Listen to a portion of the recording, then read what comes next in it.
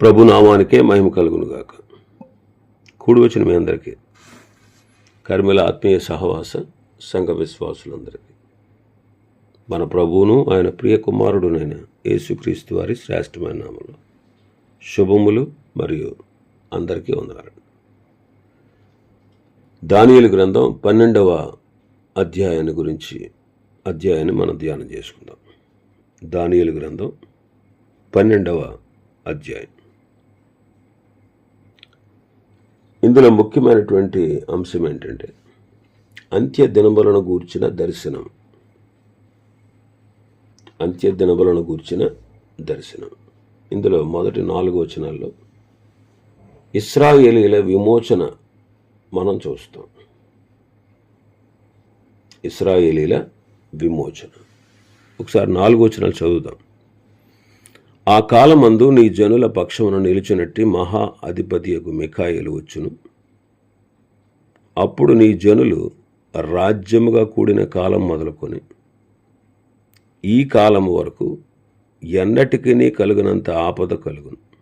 అయితే నీ జనులలో గ్రంథమునందు దాఖలైన వారెవరో వారు తప్పించుకుందరు. మరియు సమాధులలో నిద్రించు అనేకులు మేలుకొనెదరు. కొందరు నిత్య జీవము అనుభవించుటకును, కొందరు నిందపాలగుటకును, నిత్యముగా హేయులగుటకును మేలుకొందరు. బుద్ధిమంతులైతే ఆకాశ మండలములోని జ్యోతులను పోలిన వారే ప్రకాశించెదరు. నీతి మార్గమును అనుసరించి నడుచుకున్నట్లు ఎవరు అనేకులను త్రిప్పుదురో వారు నక్షత్రం వల్ల నిరంతరమును ప్రకాశించెదరు. దానియేలు, నీవు ఈ మాటలను మరుగు చేసి అంత్యకాలం వరకు ఈ గ్రంథమును ముద్రింపుము. చాలామంది నలుదిశలా సంచరించినందున తెలివి అధికమగును అని నాతో మాట్లాడు గబ్రియేలును అతడు చెప్పాను. ఆ కాలమందు అంటున్నాడు. అంటే ముందటి అధ్యాయంలో చెప్పబడిన ప్రవచన కాలం. ఆ కాలమందు నీ జనుల పక్షమును నిలుచునట్టి మహా అధిపతియగు మిఖాయేలు వచ్చును.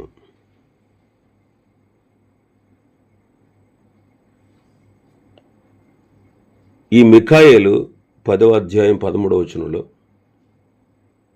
పారసీక రాజ్యాధిపతిని ఎదిరించిన పారసీక రాజ్యాధిపతి గబ్రియేలును అడ్డగించాడు కదా. ఆ గబ్రియేలుకు సహాయం చేయ వచ్చిన ప్రధాన అధిపతుల్లో ఒకడు అని మనం చదువుతాం.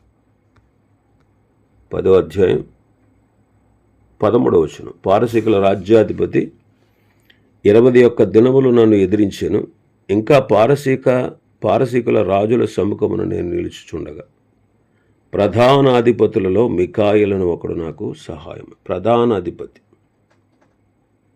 ప్రధానాధిపతుల్లో ఒకడు మిఖాయేలు. 21వ వచనం. 10వ అధ్యాయం దానియేలు 21. అయితే సత్య గ్రంథమందు రాసినది నీతో చెప్పేదను, మీ అధిపతియగు మిఖాయేలు అంటాడు. మీ అధిపతియగు మిఖాయేలు అనగా దేవునికి ఇష్టులైన ఇశ్రాయేలీలకు అధిపతి అని అర్థం. దేవునికి ఇష్టులకు ఇశ్రాయేలీలకు అధిపతి. యోధా పత్రికలు మనం చదువుతాం. యోధా పత్రిక ఒకే అధ్యాయం ఉంటుంది. అందులో 9వ వచనం. అయితే ప్రధాన దూత అయిన మిఖాయేలు అపవాదితో వాదించుచు అంటాడు. ప్రధాన దూత అయిన మిఖాయేలు. అలాగే ప్రకటన గ్రంథం 12వ అధ్యాయంలో మనం చూస్తే ప్రకటన గ్రంథం 12వ అధ్యాయం 7వ వచనం. అంతటా పరలోకమందు యుద్ధము జరిగెను. మిఖాయేలును అతని దూతలను ఆ ఘట సర్పముతో యుద్ధము చేయవలనని ఉండగా ఆ ఘట సర్పమును దాని దూతలను యుద్ధము చేసితిరి గాని గెలవలేకపోయారు గనుక పరలోకమందు వారికి ఇక స్థలము లేకపోయాను. కాబట్టి ప్రధాన దూత అయిన మిఖాయేలు అని మనం చదువుతాం. ఈ దూత పరలోక సైన్యాన్ని యుద్ధానికి సిద్ధపరుస్తాడు.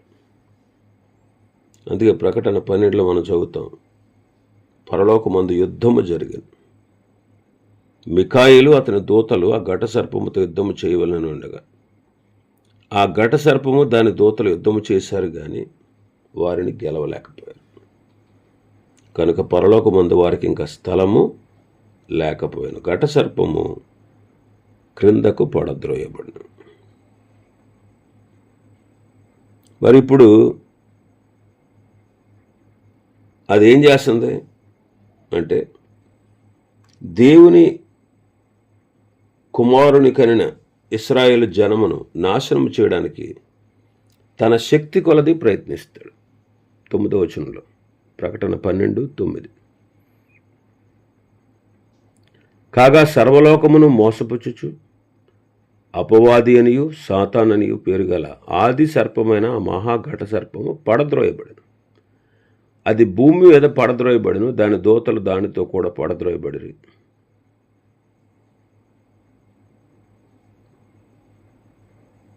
ఆ ఘట సర్పం చేసే పని ఏంటంటే 13వ వచనంలో, ఆ ఘట సర్పము తాను భూమి మీద పడద్రోయబడిన చూచి ఆ మగ శిశువును కనిన స్త్రీని హింసించెను అని చెబుతాం. అంటే దేవుని కుమారుణ్ణి కనిన ఇశ్రాయేలు జనాంగాన్ని నాశనం చేయడానికి అది తన శక్తి కొలది ప్రయత్నిస్తుంది. ఆ స్త్రీని హింసించింది అంటున్నాడు 13వ వచనంలో. ఆ స్త్రీ ఎవరంటే ఇశ్రాయేలే.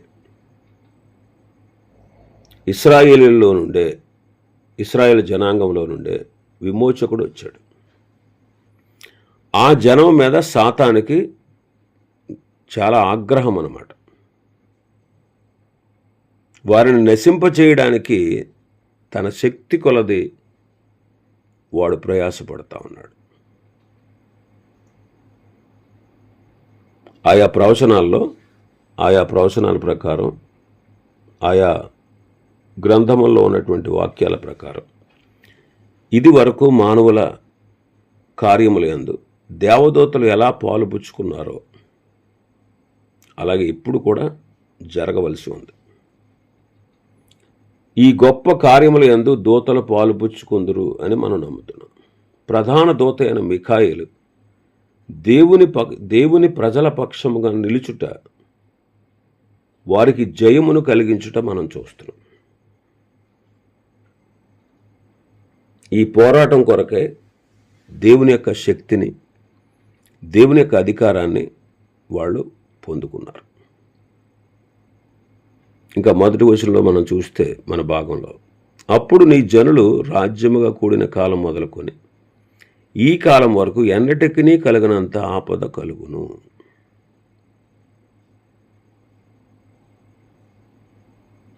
ఈ కాలము గూర్చి ప్రభు మాట్లాడినప్పుడు, మరి ఆయన మాట్లాడిన శరీరధారిగా వచ్చినప్పుడు ఆయన మాట్లాడిన మాటలు మనకు కనిపిస్తాయి.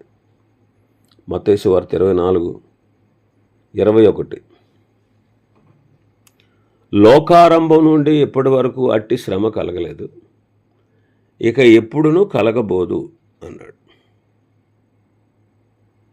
లోకారంభం మొదలుకొని అట్టి శ్రమ. ఒకసారి ఆలోచన చేస్తే క్రీస్తు శకం 70వ సంవత్సరంలో యెరూషలేము నాశనం చేయబడింది. అయితే దాని గురించి చెప్పబడిన సంగతులకు ఇది చెందదు. ఇది ఎన్నటికీ కలిగినంత ఆపద అన్నాడు. అది గొప్ప ఆపదేం కాదు. అయితే 27వ వచనం మత్తయి సువార్త 24:27 నుంచి మనం చూస్తే, మెరుపు తూర్పున పుట్టి పడమట వరకు ఎలాగూ కనబడను అలాగే మనుష్య కుమారుని రాకడ ఉంటుంది.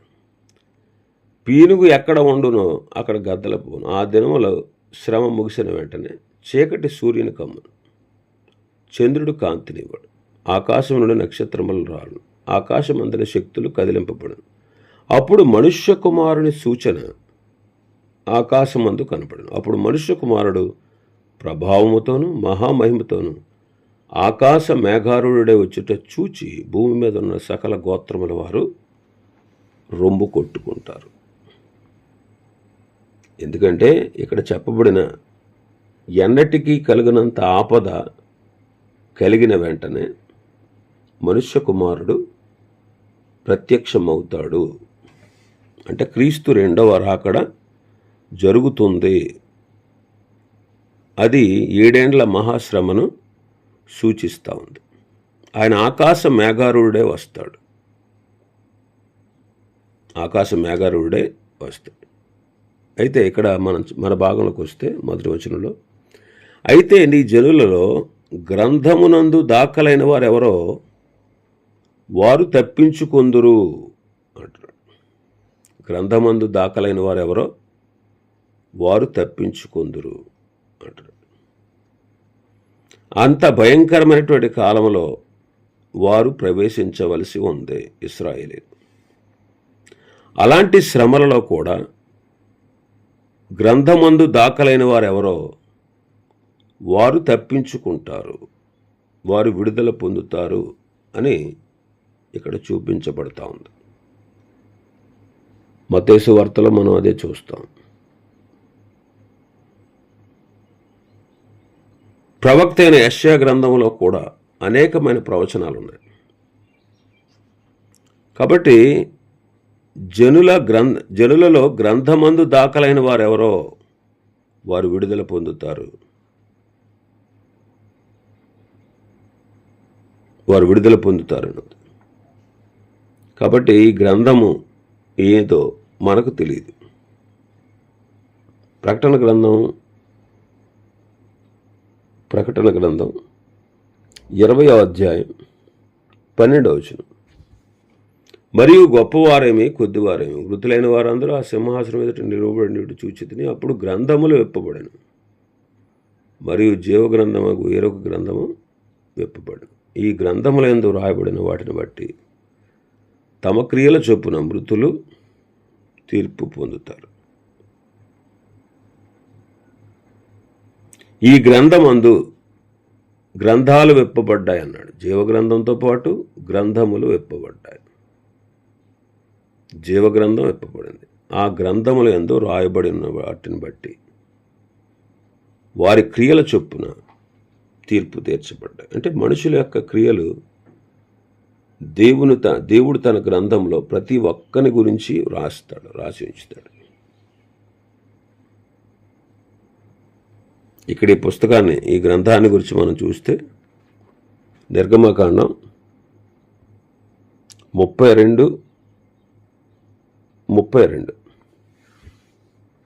అయ్యో, నీవు వారి పాపమును ఒకవేళ పరిహరించితివా, లేని ఎడల నీవు రాసిన నీ గ్రంథములో నుండి నా పేరు తుడిచివేయమని బతిమాలుకొనుచున్నాను. మోషే అంటున్నారు, అయ్యా ఇశ్రాయేలు పాపాన్ని పరిహరించు బాబు, లేకపోతే నీవు రాసిన గ్రంథంలో నుండి నా పేరు తుడిచివేయ. లోకాసు వార్త 10లో కూడా మనం చూస్తాం. లోకాసు వార్త 10వ అధ్యాయం 20వ వచనం, అయినను దయ్యములు మీకు లోబడుచున్నవని సంతోషింపక మీ పేర్లు పరలోకమందు వ్రాయబడి ఉన్నవని సంతోషించినని వారితో చెప్పాను. ఫిలిప్పీ పత్రిక 4వ అధ్యాయం 3వ వచనాన్ని చూస్తే, అవును నిజమైన సహకారి ఆ స్త్రీలు క్లెమెంతుతోనూ నా ఇతర సహకారులతోనూ సువార్త పనిలో నాతో కూడా ప్రయాసపడినవారు గనుక వారికి సహాయము చేయమని నిన్ను వేడుకొనుచున్నాను. ఆ సహకారుల పేరులు జీవ గ్రంథమందు రాయబడి ఉన్నవి. యువదయ, సుంటుకే, వాళ్ళ పేర్లు ఎక్కడున్నాయన్నారు? ఆ సహకారుల పేర్లు జీవ గ్రంథమందు రాయబడ్డాయి. కాబట్టి ఈ ముందటి దినములలో యూదులు అందరూ విడుదల పొందరు, కానీ ఆ భయంకర కాలమందు దేవుని పట్ల నమ్మకముగా ఉండిన కొద్ది మంది విడుదల పొందుతారు అని మనం తెలుసుకోవాలి. దేవుని ప్రజలు రక్షింపబడటానికి గురించిన ప్రవచనములు అనేకమైనవి ఉన్నాయి. దేవుని ప్రజలు రక్షింపబడుటను గూర్చిన ప్రవచనాలు. ఇప్పుడు ఇశ్రాయేలుల గురించి కూడా మనం చూస్తే రోమాపత్రికలో మనం చదువుతాం. రోమాపత్రిక 11వ అధ్యాయం 25 నుంచి, సహోదరులారా, మీ దృష్టికి మీరే బుద్ధిమంతులమని అనుకొనకున్నట్లు ఈ మర్మము మీకు తెలిసి కొనగోరుచున్నాను. అదేమనగా, అన్యజనుల ప్రవేశము సంపూర్ణమగు వరకు ఇశ్రాయేలీలకు కఠిన మనస్సు కొంత మట్టుకు కలుగును. అన్యజనులు ప్రవేశము పూర్తయినప్పుడు విమోచకుడు సియోన్లో నుండి వచ్చి యాకోబులో నుండి భక్తిహీనతను తొలగించు. నేను వారి పాపములను పరిహరించినప్పుడు నా వలన వారికి కలుగు నిబంధన ఇదియే అని వ్రాయబడినట్లు ఇశ్రాయేలు జనులందరూ కూడా జాతిగా రక్షించబడతారు. ప్రస్తుత కాలంలో చూడండి, కొంతమంది క్రైస్తవుల్లో కొందరు క్రైస్తవ్యాన్ని విడిచిపెట్టినట్టు ఆ కాలమందు కూడా ఇశ్రాయేలీల్లో తమ మతమును విడిచిపెట్టేవారు కూడా ఉంటారు. క్రీస్తు విరోధి పెట్టేటువంటి బాధలలో అనేకులు లోబడిపోతారు. మనం గతంలో చూసాం, అంతియొకస్ ఎపిఫనెస్ అనేవాడు యోధా దేశాన్ని నాశనం చేసినప్పుడు వారిని అనేకమైన బాధలు పెట్టాడు. వారు తమ ఆచారాలను విడిచిపెట్టేటట్లుగా, వారు వాడికి లోబడేటట్లుగా అనేకులు వాడికి లోబడిపోయారండి అప్పటి కాలంలో. అలాంటి యూదులు కూడా క్రీస్తు తన మహిమతో వచ్చినప్పుడు అన్యజనులతో పాటు నాశనం చేయబడతారు. అయితే వారిలో కొందరు నమ్మకమైన వారు ఉంటారు.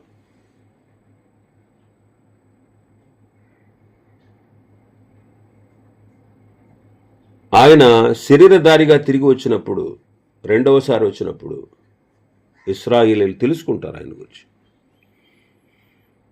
వారు ఒక జాతిగా రక్షించబడతారు.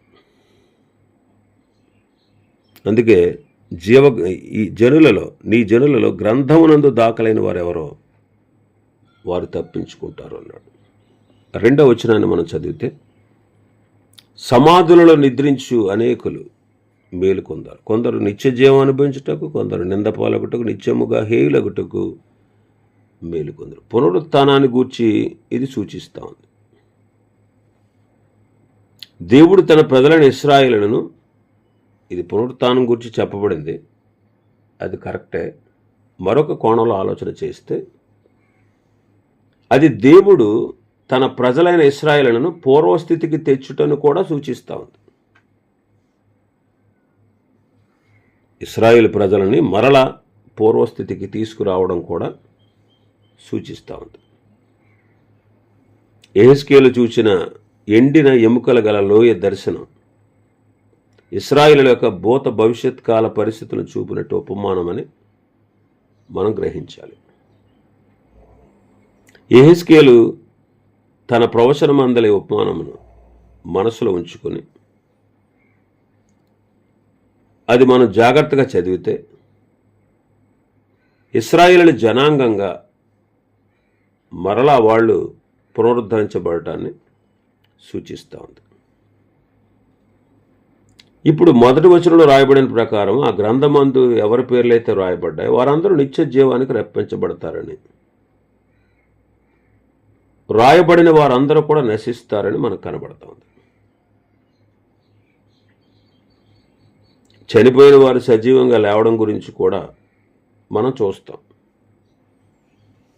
అంటే ఒకే సమయంలో వీళ్ళిద్దరూ లేస్తారా అంటే, 2 పునరుత్థానాలు ఒకే సమయంలో జరుగుతాయంటే అది ఖచ్చితంగా రాయబడలేదు. ఇక్కడ 2 గుంపులు ఉన్నాయి. కొందరు నిత్య జీవాన్ని అనుభవించడానికి, కొందరు నింద పాలయ్యి నిత్యముగా హేయులవడానికి లేపబడతారు, మేలుకుంటారు. ఈ 2 పునరుత్థానాలు మనం ప్రకటన గ్రంథంలో చూస్తాం. ప్రకటన గ్రంథం 20వ అధ్యాయం, ప్రకటన గ్రంథం 20వ అధ్యాయం 4వ వచనం నుంచి, అంతటా సింహాసనం చూచితిని, వాటి మీద ఆసీనులైన వారికి విమర్శ చేయటకు అధికారం ఇవ్వడని, మరియు క్రూర మృగములకైనా దాని ప్రతిమలకైనా నమస్కారం చేయక తమ నొసళ్ళ యందు కానీ చేతుల యందు కానీ దాని ముద్ర వేయించుకున్న వారిని యేసు విషయమై తాము ఇచ్చిన సాక్ష్యం నిమిత్తము, దేవుని వాక్యం నిమిత్తము శిరచ్ఛేదనం చేయబడిన వారి ఆత్మను చూచితిని. వారు బ్రతికిన వారై 1000 సంవత్సరములు క్రీస్తుతో కూడా రాజ్యము చేసిరి. ఆ 1000 సంవత్సరాలు గడుచు వరకు కడమ మృతులు బ్రతకలేదు. ఇదే మొదటి పునరుత్థానం. ఈ మొదటి పునరుత్థానంలో పాలుగలవారు ధన్యులను, పరిశుద్ధులు అయినారు. ఇటువారి మీద రెండవ మరణమునకు అధికారం లేదు. వారు దేవునికి, క్రీస్తుకు యాజకులై క్రీస్తుతో కూడా 1000 సంవత్సరములు రాజ్యము చేస్తారు. ఇక్కడ కడమ మృతులు 1000 సంవత్సరాల వరకు బతకలేదు అన్నాడు. అంటే మొదటి పునరుత్థానానికి రెండవ పునరుత్థానానికి మధ్యలో 1000 సంవత్సరాల గడువు ఉంది అన్నట్లుగా మనం ఈ వాక్యాన్ని బట్టి చదువుతాం. అయితే 3వ వచనంలో మనం చూస్తే బుద్ధిమంతులైతే ఆకాశ మండలంలోని జ్యోతులను పోలిన వారే ప్రకాశిస్తారు అంటున్నాడు. నీతి మార్గమును అనుసరించి నడుచుకున్నట్లు ఎవరు అనేకులు త్రిప్పుతారో వారు నక్షత్రం వలె నిరంతరము ప్రకాశిస్తారు అంటున్నాడు. ఇది దేవుని సేవ చేయడం, ఆత్మల సంపాదించడాన్ని సూచిస్తూ ఉంది. ఇక్కడ ఈ వచనము ముఖ్యంగా ఇశ్రాయేలీల్లో, అంటే ప్రతి గోత్రములో 12,000 మంది చొప్పున 144,000 మంది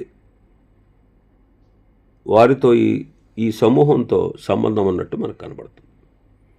వారు నమ్మకంగా ఉన్నారు, పరలోక రాజ్యం సమీపించింది, మారు మనసు పొందండి అని దేవుని రాజ్య సువార్తను ప్రకటిస్తారు. అన్ని దేశాల వారు అన్ని దేశాల నుండి అనేక మంది జనులు ఆ దినముల్లో రక్షించబడతారు. వారిని గూర్చే ఈ వాక్యము చెప్పబడతా ఉంది. అందుకే ఎవరైతే అనేకుల్ని బుద్ధిమంతులైన వారు ఆకాశ మండలంలోని జ్యోతులను పోలి నిరంతరం ప్రకాశిస్తూ నీతి మార్గాన్ని అనుసరించి నడుచుకునేటట్లు అనేకుల్ని త్రిప్పుతారు. అలాంటి వారు నిరంతరము ప్రకాశిస్తారు. 4వ వచనం మనం చూస్తే మన భాగంలో, దానియేలు నీవు ఈ మాటలను మరుగు చేసి అంత్యకాలం వరకు ఈ గ్రంథమును ముద్రింపుము, చాలామంది నలుదిశలా సంచరించినందున తెలివి అధిక మగును అని నాతో మాట్లాడు గబ్రియల్ అని అతడు చెప్పాడు. దానియేలుకి ఇంతవరకు తెలియపరిచాడు. ఇంకా ఎక్కువ తెలుసుకోవాలనేటువంటి సెలవు, అంటే ఎక్కువ తెలుసుకోవడానికి అతనికి దేవుడు ఇంకా అవకాశం లేదు. ఎందుకంటే రాయుచున్న ఈ పుస్తకము, ఈ దానియేలు గ్రంథం మూయబడవలసి వచ్చింది. ఇంకా మరే ప్రవచనం ఇవ్వలేదు. కాలాంతం వరకు ఈ ప్రవచనము గ్రహించుటకు వీలు కాదు. జరగబోయే సంగతులను తన సేవకులకు తెలియపరచుటకై యేసుక్రీస్తు వారు ప్రకటన గ్రంథాన్ని శిష్యుడైన యోహాను ద్వారా తెలియపరిచాడు. కాబట్టి ఈ ప్రకటన గ్రంథం దీనికి సహాయకరంగా ఉంటుంది. ప్రకటన గ్రంథం దేనికి? దానియేలు గ్రంథానికి. ప్రకటన గ్రంథం సహాయం లేకుండా దానియేలు గ్రంథాన్ని బాగుగా గ్రహించడం మనకు వీలు కాదు. దాని ప్రవచనంలోని మర్మాలను గ్రహించాలంటే చరిత్ర ఇంకా ముందుకెళ్ళాలి. అందుకే అంత్యకాలం వరకు ఈ గ్రంథాన్ని ముద్రించుము అంటున్నాడు. అయితే ప్రకటన గ్రంథం 22:10లో మనం చూస్తే ఈ గ్రంథమందు ఉన్న ప్రవచన వాక్యమును ముద్ర వేయవలదు, కాలము సమీపమై ఉన్నది అంటాడు. కాలము సమీపం, మర్మాలు తేటగా బయలుపరచబడు కాలంలో ఈనాడు మనం ఉన్నాం. చాలామంది నలుదిశలా సంచరించినందున తెలివి అధికమవుతుంది. మనుషుడు ఇటు అటు పరిగెడుతూ ఇటు అటు తిరుగుతూ సంచారం చేస్తూ ఉన్నప్పుడు తెలివి అధికమవుతుంది. ఇప్పుడు మనం చూడండి, జనులు అనేక చోట్లకు తిరుగుతూ ఉన్నారు. ఒకప్పుడు ఉన్న వాహనాలు, ప్రయాణ సాధనాలు, వాటికంటే ఎక్కువైనటువంటి ప్రయాణ సాధనాలు ఇప్పుడు ఉన్నాయి. ఒకప్పుడు ప్రయాణ సాధనాలకి ఇప్పుడు ప్రయాణ సాధనాలకి చాలా వ్యత్యాసం ఉంది. ఒకప్పుడు ప్రయాణ సాధనాలు ఎక్కువ సమయాన్ని తీసుకునేవి, కానీ ఇప్పుడు చాలా తక్కువ సమయంలో నలుదిశల తిరిగి వస్తున్నారు. జనులు విద్య యందు ఆశ గలవారై ఉన్నారు. చదవరులు పాఠశాలలో, కళాశాలలో నిండిపోతున్నారు. కొత్త కొత్త కట్టడాలు కనపడుతున్నాయి. నూతనంగా అనేక ఇన్వెన్షన్లు మనం చూస్తున్నాం. మరి పూర్వ దినాల్లో రైల్వే మార్గాలు మాత్రమే ఉండేవి, ఇప్పుడు విమాన మార్గాలు. పూర్వ దినాల్లో మీడియా లేదు, కానీ ఇప్పుడు ఎక్కడికి వెళ్ళక్కర్లేకుండానే ప్రపంచ దేశాల చుట్టూ వచ్చే మాధ్యమం మీడియా మనకుంది. కాబట్టి ఇవి అంత్యకాలాలు. ఈ కాలమందు ప్రకటన గ్రంథంలో ఉన్నటువంటి సత్యాలు వెల్లడవుతాయి, అందరికి అర్థమవుతాయి, తెలివి అధికమవుతుంది. కాబట్టి దానియేలుకు ఇక మరి ఏ విషయాలు చెప్పలేదు. ఈ గ్రంథమును ముద్రించు అని చెప్పారు. అంటే ఇక్కడతో ఆపు, మిగిలిన చెప్పాల్సిన సంగతులు ఇంకా ప్రకటన గ్రంథంలో దేవుడు బయలుపరుస్తాడు అనే విషయాన్ని ఇక్కడ మనం గ్రహించగలుగుతాం. ఇంకా మరికొన్ని విషయాలు ఈ అధ్యాయంలో ఉన్నాయి. ప్రభు చిత్తమైతే రేపటి దినం వాటిని మనం ధ్యానం చేసుకుందాం. దేవుడి వర్తమాన వాక్యాన్ని మన వినికిడిలో ఆశీర్వదించునుగాక. ఆమేన్.